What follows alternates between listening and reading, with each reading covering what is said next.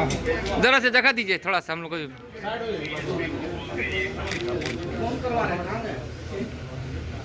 आज देश के लोकप्रिय माननीय प्रधानमंत्री नरेंद्र भाई मोदी जी के नेतृत्व में केंद्रीय वित्त मंत्री श्रीमती निर्मला सीतारमन जी द्वारा प्रस्तुत आम बजट 2026-27 जन कल्याणकारी और विकसित भारत के संकल्प को गति देने वाला दूरदर्शी बजट है।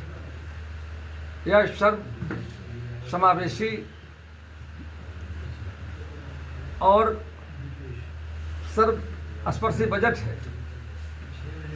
जो विकास, कृषि, औद्योगिक और आधारभूत संरचना सहित पूरे देश के समग्र विकास समर्पित है। यह विशेष रूप से देश की युवा शक्ति को सशक्त बनाने वाला बजट है।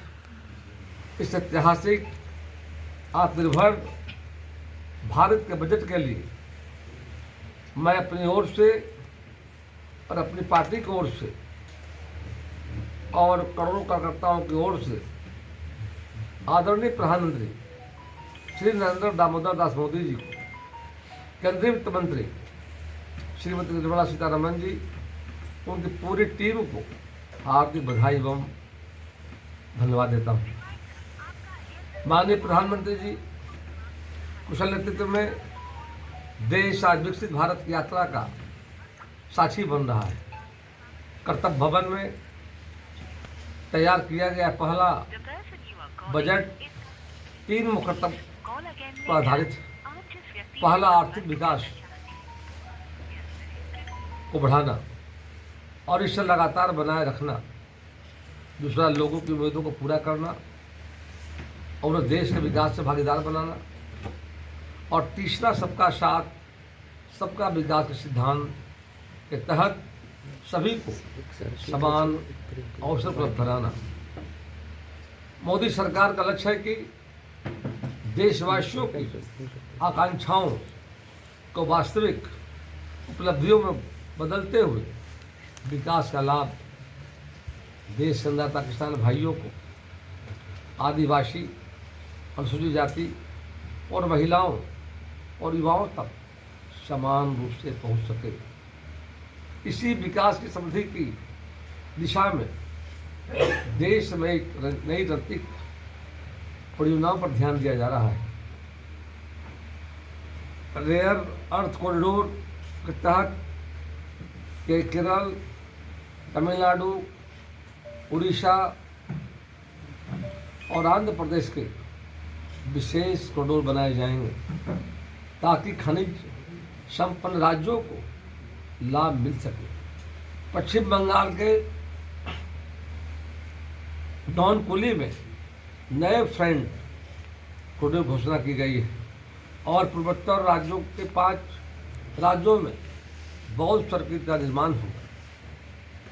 इसके साथ ही इंडस्ट्री क्लस्टर, महात्मा गांधी ग्राम स्वराज पहल, नेशनल फाइबर स्कीम, MSME के लिए सेल्फ रिलायंट इंडिया फंड और आधारभूत संरचना इन्वेस्टमेंट प्रोजेक्ट योजनाएं न केवल अर्थव्यवस्था गति बढ़ाएगी बल्कि रोजगार का अवसर सृजित करेंगे। मुझे खुशी से बात की है कि चालू चल रहा बजट जो 25-26 का था और आज बजट 26-27 का हुआ है। 25-26 के बजट में भी जो खुशी है कि देश के माननीय प्रधानमंत्री जी के द्वारा लोकसभा में गया जी कॉरिडोर, बोध गया विष्णुपद कॉरिडोर की घोषणा की गई थी, जिसका भी परामर्शी के माध्यम से योजना बनाया जा रहा है।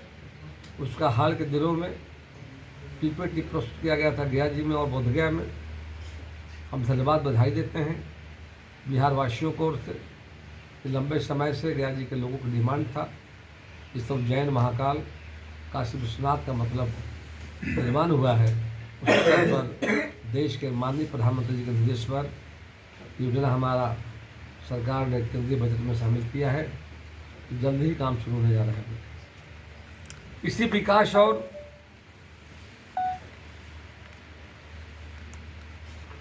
साथ ही साथ बहुत सर्किट का निर्माण होगा।